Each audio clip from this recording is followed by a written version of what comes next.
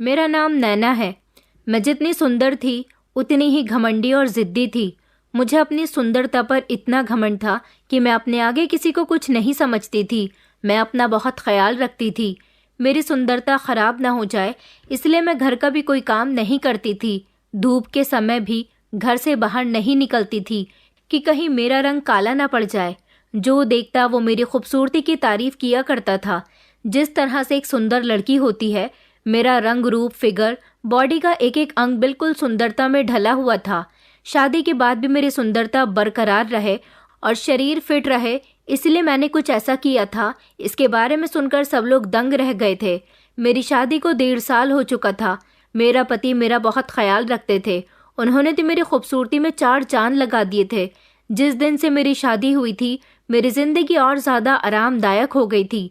मेरी खूबसूरती को देखते हुए मेरे पति ने मुझे पसंद किया था और मुझसे शादी कर ली थी। मैं कमरे में अपने पति के लिए चाय लेकर आई और उनके साथ बैठकर पीने लगी। बातों ही बातों में उन्होंने कहा कि मैं तो उस दिन को तरस रहा हूँ जब मेरा बेटा इस दुनिया में आएगा। मैंने उनके चेहरे की तरफ देखा और उनसे कहा कि ये भी कोई बात हुई भला? अभी हमारी शादी को सिर्फ 1.5 साल ही हुआ है और आपको अभी से ही बेटे की फिक्र होने लगी है। आपको क्या लगता है कि मैं बेटा पैदा करके अपनी सारी अय्याशियां खत्म कर दूंगी और अपनी खूबसूरती पर भी दाग लगा लूंगी? मेरे शब्द ना चाहते हुए भी कड़वे हो गए थे। वो हैरानी से मेरी तरफ देखने लगे। कहने लगे कि ये तुम किन शब्दों में मुझसे बात कर रही हो और किस अंदाज में बात कर रही हो? बच्चे के जन्म से तुम्हारी खूबसूरती और अय्याशियों पर ऐसा कौन सा भी असर पड़ जाएगा जो तुम इस तरह की बातें कर रही हो? मैंने उनके सामने हाथ जोड़ते हुए कहा कि देखो, तुम्हारी वजह से मैंने कम उम्र में ही जल्दबाजी से शादी तो कर ली है, लेकिन अब मुझसे जल्दी से बच्चा पैदा करने की उम्मीद मत करो, क्योंकि मैं अभी बच्चा पैदा करने के लिए बिल्कुल भी तैयार नहीं हूँ और ना ही मैं अपना फिगर खराब करना चाहती हूँ। मैं नहीं जानती थी कि इस समय मैं गुस्से में क्या कह रही थी, मगर सच तो ये था कि मेरे पति की बात ने सच में मेरा पारा हाई कर दिया था। शादी के बाद बैठकर हम दोनों ने फैमिली प्लानिंग की थी, जिसके मुताबिक हम लोगों ने ये तय कर लिया था कि हम लोग कुछ सालों तक बच्चा पैदा करने के बारे में नहीं सोचेंगे और इन कुछ साल हम अपनी ज़िंदगी को पूरी तरह से एंजॉय करेंगे। लेकिन अभी तो ठीक से 2 साल भी पूरे नहीं हुए थे और मेरे पति को बच्चों की तलब लगने लगी थी। उनसे बदतमीजी करके मैं बाहर निकली तो मेरी सास वहीं पर बैठी मोहल्ले की किसी औरत से बात करते हुए कह रही थी कि मैं बहुत परेशान हूँ, मुझे समझ नहीं आ रहा कि क्या करूँ। ऊपर वाले से रोज़ प्रार्थना करती हूँ कि मेरी बहू की गोद भी भर जाए, लेकिन लगता है कि अभी ठीक समय नहीं आया। इससे पहले कि वो कुछ और भी कहती, तभी मोहल्ले की वो औरत उन्हें डांटते हुए बोली, क्या हो गया है तुम्हें? अभी तो तुम्हारी बहू को यहाँ पर आए हुए सिर्फ 1 साल ही हुआ है।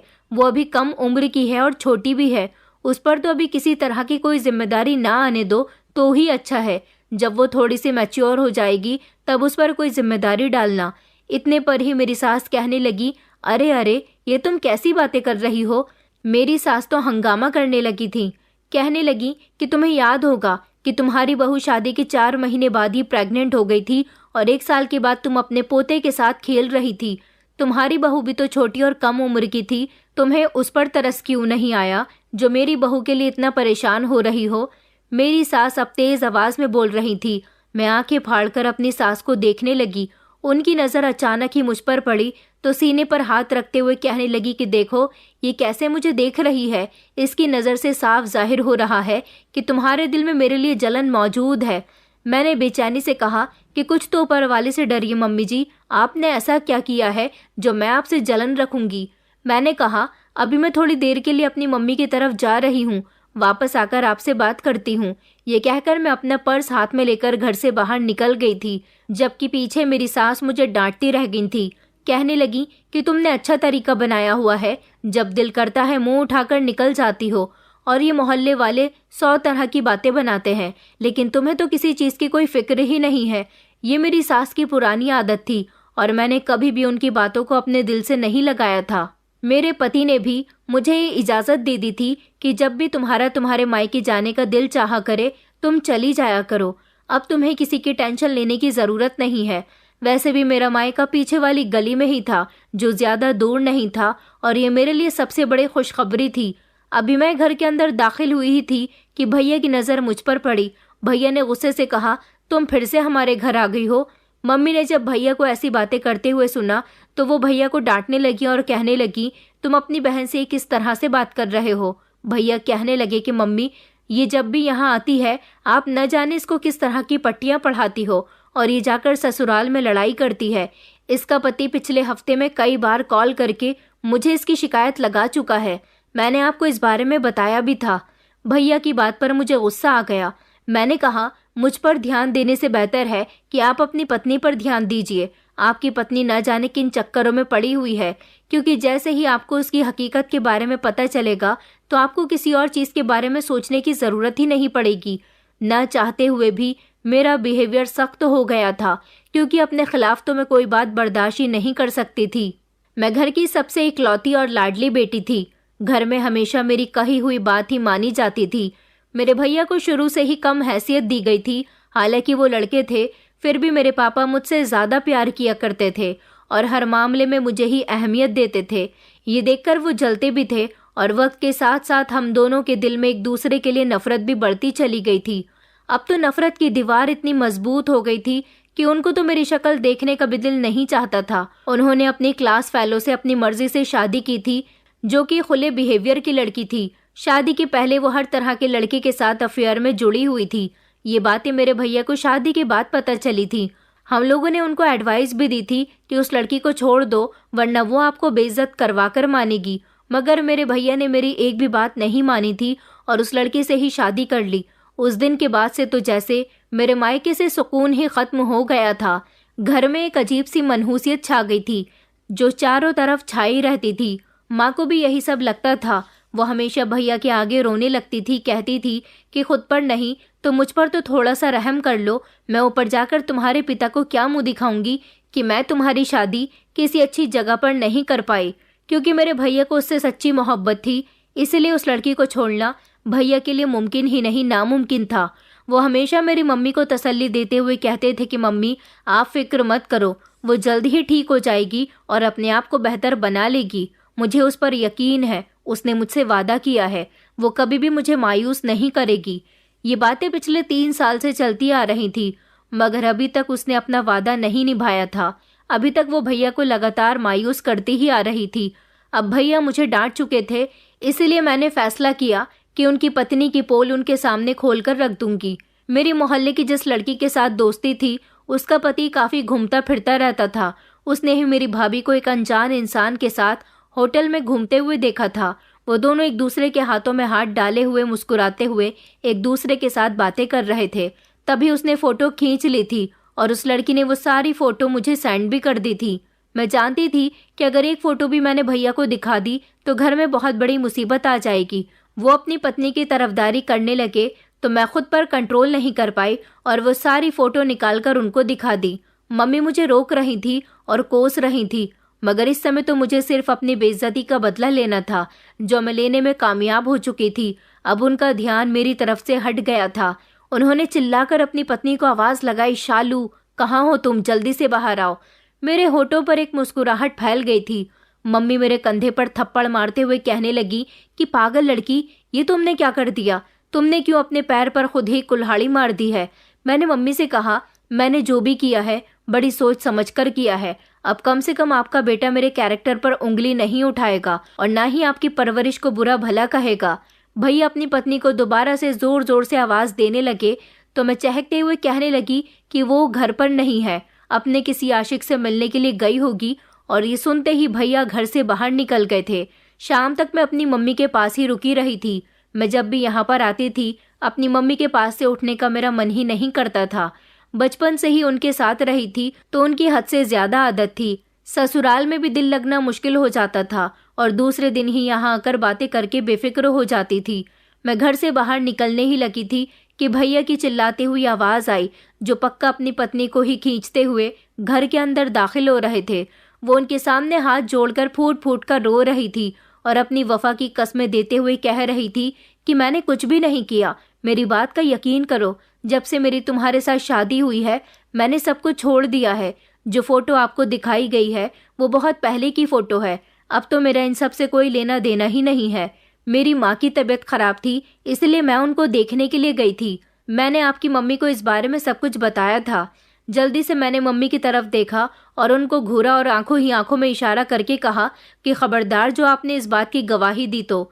मम्मी के लिए अपनी बेटी से बढ़कर कुछ भी नहीं था, इसलिए उन्होंने अपनी बेटी की साइड ली और साफ मुकर गईं कि उन्होंने इसे घर से जाने की इजाज़त नहीं दी थी। शालू का मुंह हैरानी से खुला का खुला रह गया था।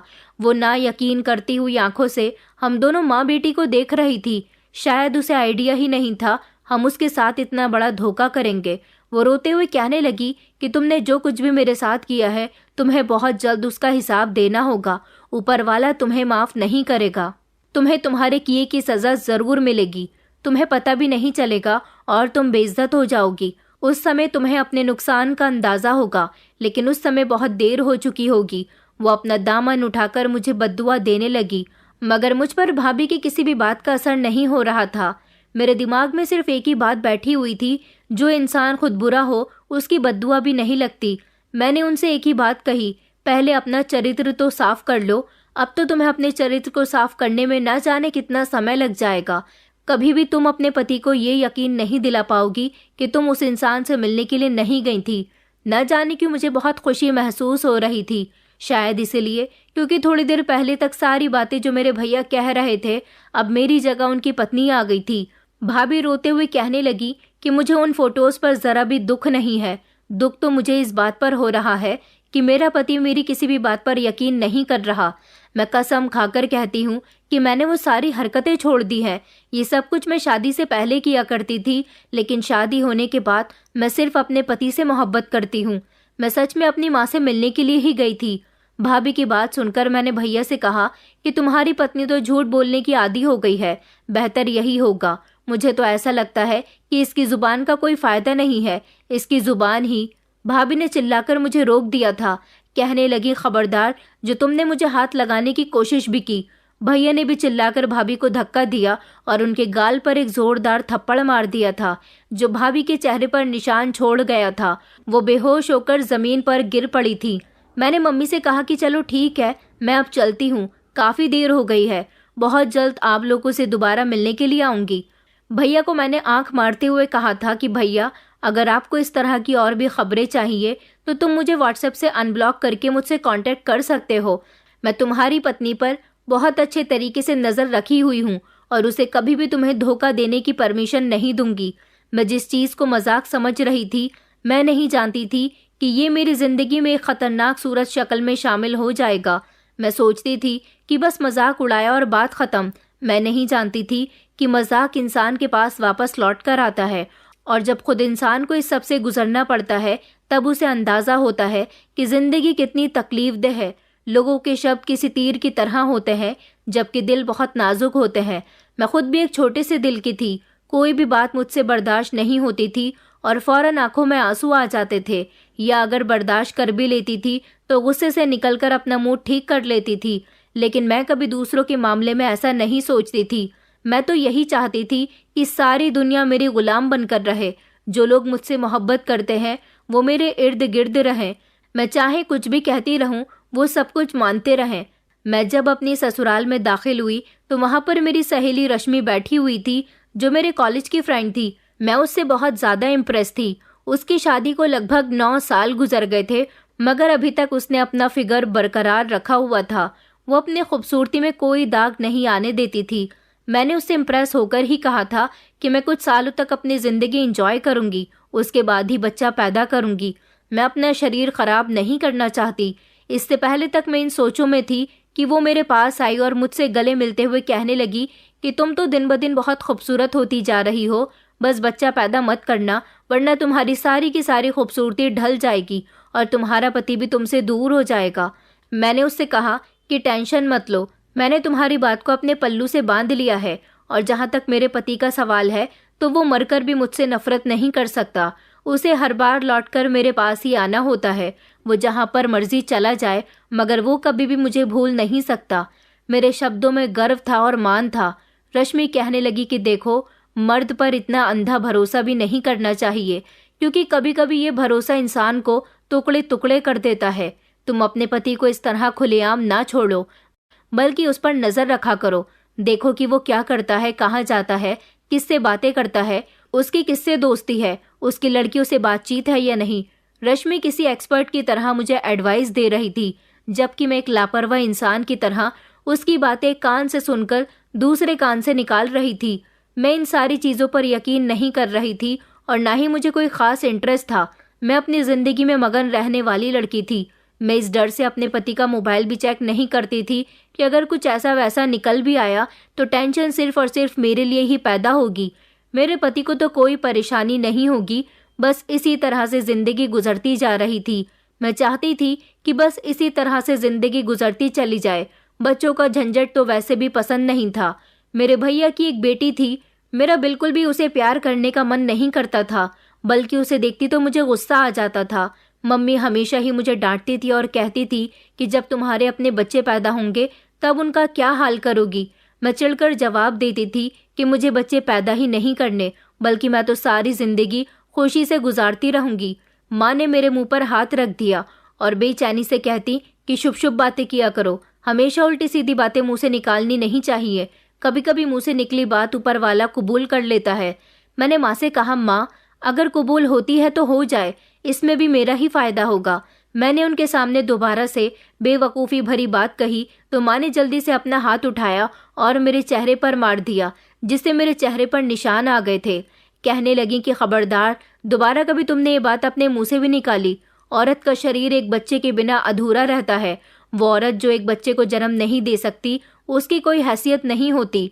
ना तो ये ज़माना उसे एक्सेप्ट करता है और ना ही उसका पति उसे इज्जत देता है, बल्कि उसकी हकीकत तो ये होती है कि हर समय ही उसके सर पर एक तलवार लटकी रहती है कि उसका पति किसी भी समय दूसरी औरत से शादी कर सकता है, क्योंकि मर्द को अपनी पीढ़ी आगे बढ़ाने के लिए एक ऐसी औरत चाहिए होती है जो बच्चा पैदा कर सके। औरत कितनी ही सुंदर, कितनी ही वफादार क्यों ना हो, अगर उसमें ये कमी मौजूद हो तो समझो कि वो दुनिया की सबसे बदकिस्मत औरत है। तुम कभी भी अपने लिए इस तरह की प्रार्थना मत करना। माँ बहुत ज़्यादा डरी हुई थी, जबकि मुझ पर उनकी बातों का कोई असर नहीं हो रहा था। मैं लापरवाही से कह रही थी कि आप जो भी कह रही हो ये ठीक हो सकता है, मगर मेरा ख्याल इस तरह का नहीं है। मैं बिल्कुल अलग सोचती हूँ, क्योंकि मैं न्यू जनरेशन की थी और जानती थी कि अगर फिगर का नाम मम्मी के सामने लिया तो मम्मी चप्पल उतार कर मुझे मारेंगी, और इतना मारेंगी कि मेरे दिमाग से ये नाम भी मिटा देंगी। इसलिए मैंने सावधानी बरतने का इरादा किया। दिन गुजरते चले जा रहे थे। मेरे पति की फरमाइशों में भी बढ़ावा होता जा रहा था। अब तो मेरी रोने वाली शक्ल बनने लगी थी।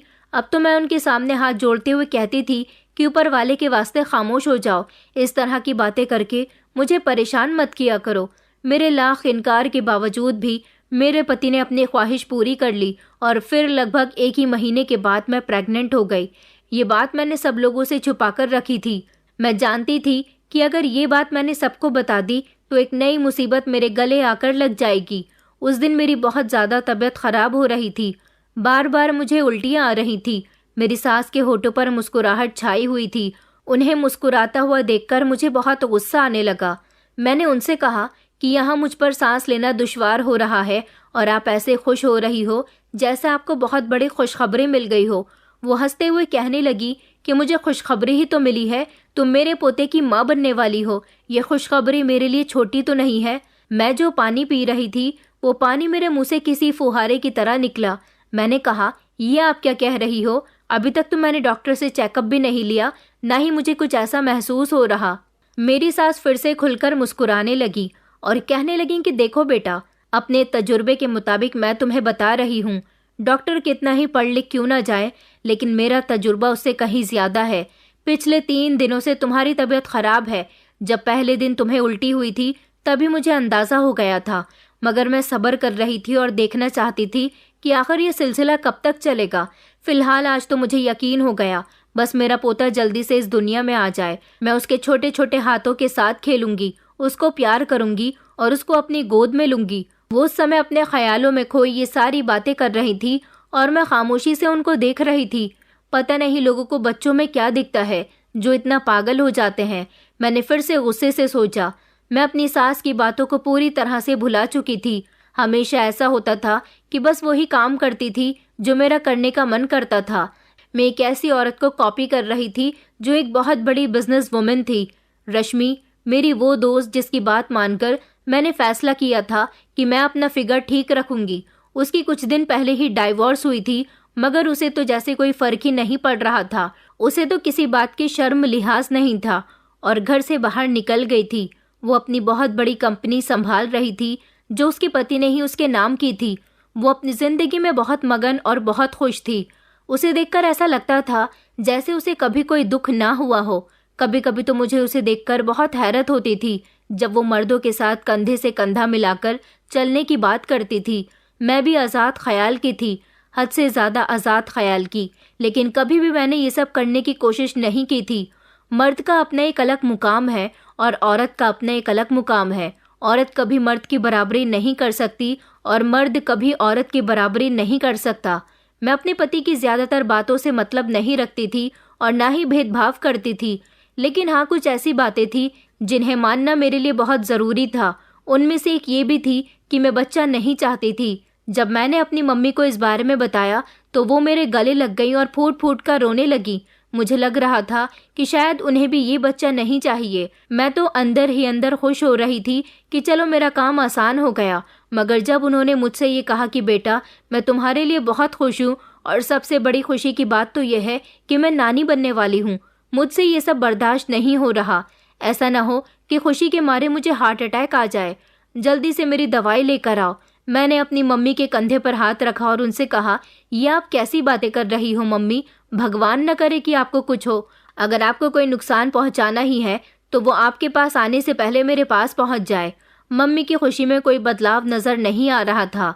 मैंने जब मम्मी से कहा कि मैं बच्चा पैदा करने के लिए तैयार नहीं हूँ तो वो हैरानी और डर से मेरी तरफ देखने लगी और कहने लगी कि बेटा, ये तुम क्या कह रही हो? इस बात का क्या मतलब है?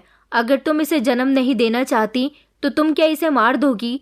मैंने जोर शोर से हाँ में सर हिला दिया था। इसके साथ ही मम्मी ने मुझे थप्पड़ लगाया और कहने लगी कि मैं तुम्हें कभी भी मासूम बच्चे की कातिल नहीं बनने दूंगी। खबरदार जो तुमने उसे नुकसान पहुंचाने की कोशिश की तो, वरना मैं तुम्हारे ससुराल वालों को जाकर सब कुछ बता दूंगी। तुम्हारी अय्याशियां खत्म हो जाएंगी, तुम्हारा पति तुमसे दूर हो जाएगा, सब लोग तुमसे नफरत करने लगेंगे। उनकी धमकियां हमेशा ऐसी ही होती थी। इस बार भी मैंने उनकी बात मानने का फैसला किया क्योंकि मैं अपनी मम्मी की धमकियों से डर जाती थी, लेकिन इसके साथ साथ मैंने उन्हें नसीहत भी की थी कि आप मेरे घर वालों से इस बारे में कोई बात मत करना। मेरी मम्मी मेरे घर वालों से नाराज़ थी और मेरे पति से भी नाराज़ रहती थी। उनका मेरे घर आना जाना भी नहीं था, इसलिए अब कोई भी चुगली इधर उधर नहीं होती थी। मैं जानती थी कि दूर खड़ी भाभी मेरी सारी बातें सुन रही है। जब मम्मी वहाँ से चली गई तो मुझे अपने नाम की आवाज़ सुनाई दी। मैंने पलटकर देखा तो वहाँ पर मेरी भाभी खड़ी हुई थी जो चेहरे से थोड़ी परेशान नजर आ रही थी। मैं उनसे बात नहीं करना चाहती थी, लेकिन पता नहीं ऐसी कौन सी कशिश थी जो मैं उनकी तरफ खिंचती चली गई। मैंने अपने शब्द नॉर्मल रखने की हर मुमकिन कोशिश की थी, मगर इसके बावजूद मेरे बिहेवियर में नरमी पड़ गई थी। वो मेरे सामने आंसू बहाने लगी और कहने लगी कि देखो, मुझसे जो कुछ भी हुआ है मैं उसके लिए बहुत शर्मिंदा हूँ। मैं तुम्हारे साथ बदतमीजी नहीं करना चाहती थी, मगर मैं गुस्से में आ गई थी और तुम जानती हो कि मेरा गुस्सा कितना तेज है। गुस्से में मैं किसी को भी नहीं देखती। मैंने कहा, भाभी मुझे भी माफ़ कर दो, मुझे भैया से आपकी शिकायत नहीं लगानी चाहिए थी। वो एक छोटी सी बात थी जिस पर मैंने बहुत बड़ा हंगामा बना दिया था। वो मेरे हाथ पर हाथ रखते हुए कहने लगी कि चलो, पहले जो कुछ भी हुआ था उसे हम दोनों ही भूल जाते हैं और बीता हुआ समय भी वापस नहीं आ सकता और ना ही उसके असर हमारी जिंदगी में कोई बदलाव ला सकते हैं। बेहतर है कि हम आगे की तरफ ध्यान दें। मैंने सुना है कि तुम इस बच्चे को जन्म नहीं देना चाहती। मैं तेजी से हाँ में सर हिलाने लगी और भाभी का हाथ पकड़कर कहने लगी कि भाभी प्लीज, आप मेरी मदद करो, मुझे ये बच्चा नहीं चाहिए। आप मुझे इस मुसीबत से बाहर निकाल दो। अभी मैं इस सब के लिए तैयार नहीं हूँ। भाभी मेरा हाथ पकड़कर मुझे तसल्ली देते हुए कहने लगी कि देखो, मैं तुम्हारे साथ जबरदस्ती नहीं कर रही और ना ही मैं तुम्हें परेशान करने के लिए आई हूँ। मैं यहाँ पर तुम्हारा फैसला ही सुनने के लिए आई हूँ। क्या तुम अपनी आज़ाद जिंदगी को चुनना पसंद करोगी या सारी जिंदगी अपने पति की गुलामी करने में गुजार दोगी? मैंने उनसे कहा कि मुझे गुलामी करने में कोई प्रॉब्लम नहीं है, लेकिन उनके बच्चे वाला सपना तो मैं कभी भी पूरा नहीं होने दूंगी। भाभी ने मेरा साथ दिया था। वो मुझे लेकर एक डॉक्टर के पास गई थी और मेरा अबॉर्शन करवा दिया था। मेरी तबीयत बहुत ज़्यादा ख़राब हो गई थी।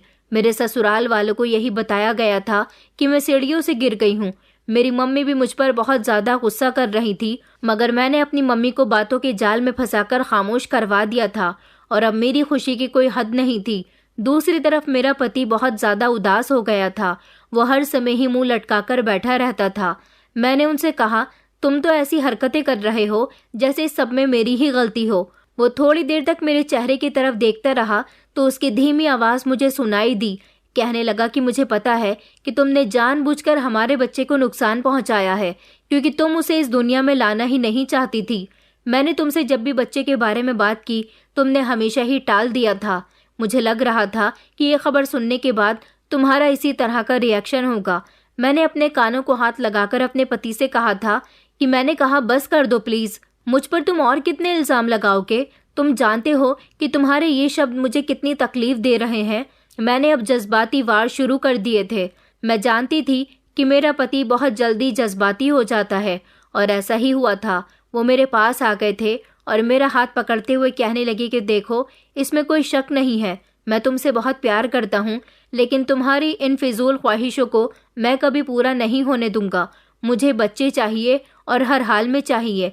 मैंने उसे कहा कि थोड़े समय पहले ही तो मैं इस बड़ी तकलीफ से गुजरी हूँ। तुम्हें थोड़ा भी आइडिया है कि मैं कितनी तकलीफ में हूँ? तुम सिर्फ और सिर्फ अपने बच्चे के बारे में ही बातें कर रहे हो। एक बार भी क्या तुमने मेरा हाल पूछने की कोशिश की? अब की बार वो थोड़ा शर्मिंदा हो गया था। मुझे भी पता चल गया था कि पति को किस तरह से डील करना है। अब मैं उसी तरह से उनको डील कर रही थी। फिर से 1 साल से ज़्यादा गुजर गया था और मैं दोबारा से प्रेग्नेंट हो गई, लेकिन इस बार मैंने अपनी भाभी के अलावा इस बारे में किसी को भी नहीं बताया था। वो बहुत ज़्यादा खुश हुई और दोबारा से मुझे डॉक्टर के पास लेकर चली गई। कभी कभी मुझे हैरानी भी होती थी, क्योंकि वो खुद भी एक औरत थी और एक बच्चे की माँ थी, तो फिर वो कैसे एक माँ को अपने बच्चे की जान लेने की इजाज़त दे सकती थी। हज़ारों तरह के वहम मेरे दिमाग में घूम रहे थे और मैं ये भी सोचती थी कि बहुत जल्द भाभी मुझे फंसा देंगी या वो मुझसे अपना बदला ले रही हैं। मगर जब मैं उनका सॉफ्ट बिहेवियर देखती थी तो खुद को कोसकर उन सारे ख्यालों को इग्नोर कर देती थी। अब मैं 3 बार अबॉर्शन करवा चुकी थी। अब मुझे भी बच्चे की तलब होने लगी थी। मेरी भी चाहत थी कि मेरे घर में एक बच्चा हो, क्योंकि मैंने बहुत अय्याशी कर ली थी, अपनी मर्जी की ज़िंदगी भी गुजार ली थी।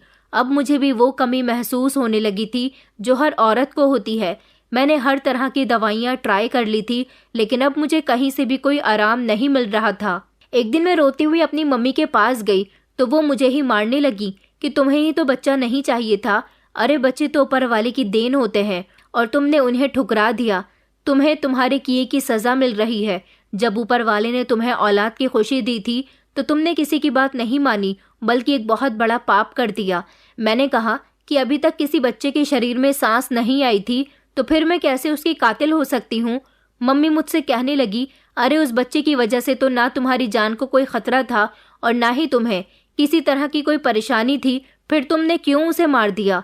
अब देखो, तुम सारी जिंदगी बच्चे के लिए तरसती रहोगी। इस समय मुझे वो औरत अपनी माँ महसूस नहीं हो रही थी, क्योंकि कोई भी माँ अपनी बेटी को बद्दुआ नहीं देती। मैं रोती हुई अपनी भाभी के पास गई तो भाभी कहने लगी कि माफ़ करना, तुम्हारी हरकतें ही कुछ ऐसी थी। भाभी मेरा मजाक बना रही थी। उन्होंने कहा कि तुम्हारे साथ तो यही सब कुछ होना चाहिए था। मैं उनसे बहस करना चाहती थी कि आप ही तो वो औरत थी जिसने इस सब में मेरा साथ दिया था। अब आप कैसे मुझे गलत कह सकती हो? मगर मेरे शब्द मेरा साथ नहीं दे रहे थे। किसी न किसी हद तक मैं भी ये बात जानती थी कि मेरी भाभी ने मेरे साथ ज़बरदस्ती नहीं की थी, बल्कि उन्होंने एक छोटा सा ऑफर मेरे सामने रखा था। अपनी मंजिल तक पहुंचने का तो मैं बहुत पहले ही फैसला कर चुकी थी। उन्होंने तो बस मुझे ज़रा सा रास्ता दिखाया था, उसके बाद तो मैं खुद ही चल पड़ी थी, कभी ना रुकने के लिए। हमेशा ही मुझे सपनों में छोटे बच्चे दिखाई दिया करते थे जो रो रहे होते थे और मुझे मम्मी कहकर पुकार रहे होते थे। जब मैं सोकर उठी थी तो मेरे दिल में ये ख्याल होता था कि ये वही बच्चे हैं जिनको मैंने जान से मारा है। तब मैं बहुत रोती थी और पछताती थी। मेरे पास इसके अलावा और कोई रास्ता मौजूद नहीं था। मेरे लिए मेरा गम हल्का भी हो जाता, लेकिन मेरे पति का बर्ताव वहीं एकदम ही बदल गया था। अब वो पहले की तरह मुझ पर ध्यान नहीं देता था और ना ही उसे मेरी खूबसूरती की कोई फिक्र थी। लगता था कि मम्मी की कही हुई बात सच हो रही है कि औरत एक बच्चे के बिना अधूरी होती है, वो कितने ही सुंदर क्यों ना हो। उसकी सुंदरता एक मर्द को उस समय तक अट्रैक्ट नहीं करती जब तक कि वो उसे औलाद न दे दे। मेरा पति अब मुझ में बिल्कुल भी इंटरेस्ट नहीं लेता था। पता नहीं वो इतना बिजी क्यों रहने लगा था। मैं जब भी उसके पास जाकर बैठती थी वो उठकर चला जाता था। ये देखकर मेरा दिल बहुत दुखता था। मैं अपनी सास से उनकी शिकायतें करती तो वो मुझे ताने दिया करती थी। वो कहती थी कि तुम अपने पति को औलाद नहीं दे सकती तो तुम कैसे ये सोच सकती हो कि तुम्हारा पति तुमसे मोहब्बत करेगा। एक दिन तो उन्होंने मुझे बहुत ज़्यादा डरा दिया था। वो मेरे कानों में धीमे से कहने लगी कि मुझे पता है तुम अपने 3 बच्चों का अबॉर्शन करवा चुकी हो। उनकी बात सुनकर तो मेरे पैरों तले से ज़मीन निकल रही थी। मैंने फौरन ही उनकी तरफ देखा तो वो मुझे देखकर मुस्कुराने लगी और कहने लगी कि फिक्र मत करो, मैं तुम्हारे पति से तुम्हारी शिकायत नहीं करूंगी और ना ही तुम्हारा रिश्ता खराब होने दूंगी, क्योंकि मैं जानती हूँ कि किस्मत खुद ही तुम्हारे साथ एक ऐसा चक्कर खेलेगी कि तुम्हारे पास पछताने के अलावा कुछ भी नहीं बचेगा। उन्होंने मेरे कंधे पर हाथ रखकर मुझे झंझोड़ते हुए कहा कि तीसरे बच्चे की नन्ही सी धड़कन चलने लगी थी। डॉक्टर ने तुम्हें मना भी किया था कि उसको जान से मत मारो, इसमें जान है, लेकिन तुमने उसकी बात नहीं सुनी और अपने ही बच्चे को इस दुनिया में आने से पहले ही खत्म कर दिया। तुम इतनी जालिम कैसे हो सकती हो? अपनी सास का हाथ पकड़कर मैंने रोना शुरू कर दिया था। मैंने उनसे कहा कि कुछ सालों पहले मैंने जो भी किया था वो सब नादानी में आकर किया। मैं पागल हो गई थी। मैं सही और गलत की तमीज़ भूल गई थी। उन्होंने अपने हाथ तेजी से पीछे खींचे और एक उंगली उठाकर धमकी देते हुए शब्दों में कहने लगी कि मेरे साथ ये ड्रामेबाजी मत करो, वरना मुझसे बुरा कोई भी नहीं होगा। तुम कोई छोटी बच्ची नहीं थी और ना ही तुम कोई नादान लड़की थी जो तुम्हें इन चीज़ों के बारे में पता न चले। तुम एक बात बहुत अच्छे तरीके से जानती थी। तुम्हें तो इस समय सिर्फ अपने खूबसूरत शरीर की पड़ी थी ना। अब मुझे बताओ, क्या इस फिगर और खूबसूरती का तुम्हें कोई फ़ायदा हो रहा है? अब क्या तुम्हारा पति तुम्हारी तरफ देखता है? हरगिज़ भी नहीं, क्योंकि उसे पता है कि तुम एक बेमोल लड़की हो। मुझे बहुत बेइज्जती का एहसास हो रहा था, सब कुछ जानते हुए भी कि ये सब मेरी ही वजह से हुआ है। फिर भी मैं इल्ज़ाम किसी और के सर पर डालना चाहती थी। मैंने अपनी भाभी का नाम लिया तो मेरी सास खिलखिलाकर हंसने लगी और कहने लगी कि वो तो तुम्हारे साथ एक ऐसा खेल खेल गई जिसे तुम सारी जिंदगी नहीं भूल पाओगी। मैंने हैरानी से अपनी सास की तरफ देखा और कहा कि इस बात का क्या मतलब है? मेरी भाभी कहाँ चली गई है जो आप ऐसी बातें कर रही हो? वो मेरी आंखों में देखते हुए कहने लगी कि तुम्हारे भैया ने तुम्हें ये बताना ज़रूरी नहीं समझा कि वो उससे डिवोर्स लेकर जा चुकी है, क्योंकि वो किसी ऐसे इंसान के साथ नहीं रहना चाहती जो उस पर यकीन नहीं करता हो। उसने अपने आप को पूरी तरह से बदल लिया था, मगर इसके बावजूद तुमने उसे सबकी नज़रों में गिराया था। तुम्हें क्या लगा था इसके बाद वो तुम्हारी दोस्त बन जाएगी और तुम्हारे दुख दर्द की साथी बन जाएगी? तुम एक नंबर की बेवकूफ़ औरत हो। उसने जानबूझकर तुम्हें डॉक्टर के पास जाने के लिए उकसाया था, क्योंकि वो चाहती थी कि तुम कभी भी औलाद का सुख न देख पाओ। और देखो, वो इसमें कामयाब भी हो चुकी है। उस शाम मैं अपने मायके चली गई तो मेरी मम्मी से भी सामना हो गया। उन्हें भी हकीकत के बारे में पता था। वो भी मुझे डांटने लगी और मुझे तब ये भी पता चला कि भाभी ने सब लोगों को इस बारे में बताया है। मुझे सिर्फ और सिर्फ अपने पति से डर लग रहा था। मैं उसके आगे के बर्ताव से डर रही थी और सबसे ज़्यादा परेशान करने वाली बात ये थी कि वो मुझे डिवोर्स दे सकते थे। कहीं वो मुझे अपने घर से ना निकाल दें। ऐसी कंडीशन में मैं कहाँ जाती? मम्मी की तबीयत भी ख़राब रहती थी। उनकी ज़िंदगी मौत का भी कुछ पता नहीं था। वो हर समय रोती रहती थी और मुझे यही कहती रहती थी कि बेटा, तुम अपने घर में ही बस जाओ, कभी भी कोई ऐसी गलती मत करना जिसके बाद सारी ज़िंदगी के लिए तुम्हें पछताना पड़े। मैंने तुम्हें बहुत कुछ सिखाया है। मुझे उम्मीद है कि तुम उस पर ध्यान दोगी। मेरी परवरिश को गंदा मत करना। जब मैं अपने मायके से निकल रही थी तब उन्होंने मुझे ये सारी नसीहतें दी थी। मैंने खुद से वादा भी किया था कि मैं उनकी बातें मानूंगी, लेकिन फिर तब समय गुजरने के साथ साथ मेरा दिमाग बदल गया। मुझे खुद ही अंदाज़ा नहीं हो सका, लेकिन अब मुझे पता चल रहा था कि मैंने अपनी ज़िंदगी सिर्फ और सिर्फ गुमराही और रुसवाही में गुजारी है। काश उस समय मैं एक छोटा सा बच्चा इस दुनिया में ले आती तो आज मेरी ज़िंदगी में सुकून होता। मेरा पति मेरे पहलू में मौजूद होता, मेरी सास मेरी इज्जत करती और मेरी भाभी भी अपने घर में मौजूद होती और एक इज्जत भरी ज़िंदगी गुजार रही होती। मगर सारी कहानियाँ ही उस एक कत्ल से शुरू हुई थी जो मैंने किया था। काफ़ी दिनों से मैं नोटिस कर रही थी कि नौकरानी अब काम करने के लिए नहीं आ रही थी। मैंने अपनी सास से पूछा कि क्या बात है, आप उसे किस चीज़ के पैसे देती हैं? तो वो मुस्कुराने लगी और कहने लगी कि तुम अपने पति से इस बारे में बात करो, मैं तुम्हें कुछ भी नहीं बता सकती। मैंने उनसे कहा कि आप ही वो औरत हो जिसने उस नौकरानी को इस घर में सफाई करने के लिए बुलाया था। मेरी सास कहने लगी, अरे तुमसे किसने कहा है कि मैंने उसे यहाँ बुलाया था? तुम्हारी भाभी ही उसे यहाँ छोड़ कर गई थी। ये बात सुनकर तो जैसे 1 मिनट के लिए मेरा दिल धड़कना भूल गया था, क्योंकि भाभी के हर काम के पीछे कोई ना कोई मकसद छुपा होता है। वो बिना मकसद के कोई काम नहीं करती थी। मैंने बेचैनी से अपनी सास से पूछा, क्या मतलब है इस बात का? उन्होंने कहा कि बहुत जल्द तुम्हारे सामने मतलब भी आ जाएगा। एक तो तुम हर काम में जल्दबाजी करना शुरू हो जाती हो। मेरी एक और बात याद रखो, तुम्हारे पास बहुत कम समय है। जितना जल्दी हो सके अपना इलाज करवाओ, क्योंकि अगर तुम सेहतमंद नहीं हुई तो तुम्हारा पति दूसरी शादी भी कर सकता है। ये बात सुनकर मेरे पैरों तले से जमीन निकल गई थी। मैंने तेजी से नामे सर हिलाया और अपनी सास को समझाते हुए कहा कि वो मुझ पर कितना ही गुस्सा क्यों ना कर ले, लेकिन मेरा हक कभी भी किसी को नहीं देंगे। वो मुझसे बहुत प्यार करते हैं। आप जानती हो कि उन्होंने मुझे कितनी मुश्किलों से हासिल किया था। उस समय मेरे पापा जिंदा थे और ये रिश्ता करने के लिए तैयार नहीं हो रहे थे। उसने मेरे घर के बहुत चक्कर लगाए थे, जिसके बाद मेरे पापा इस रिश्ते के लिए राजी हुए थे। मेरे शब्दों में उस समय गर्व था, और होता भी कैसे नहीं, क्योंकि मैं जानती थी कि मैं अपने पति की पसंदीदा पत्नी हूँ। लेकिन मेरे दिल में थोड़ा सा डर बैठा हुआ था कि कहीं मैं अपने पति के दिल से उतर तो नहीं गई, कहीं उनका मन मुझसे भर तो नहीं गया। ये सारे सवाल मैं अपनी सास से करके उन्हें बढ़ावा नहीं देना चाहती थी, इसलिए मैंने ये बातें अपने दिल में ही दबा ली थी। रात के समय मैंने अपने पति से इस बारे में बात करने का फैसला किया था। वो जब घर के अंदर दाखिल हुए तो मुस्कुरा रहे थे, लेकिन मुझे देखते ही उनकी मुस्कुराहट गायब हो गई। मैंने ये चीज़ अच्छी तरह से नोटिस की थी।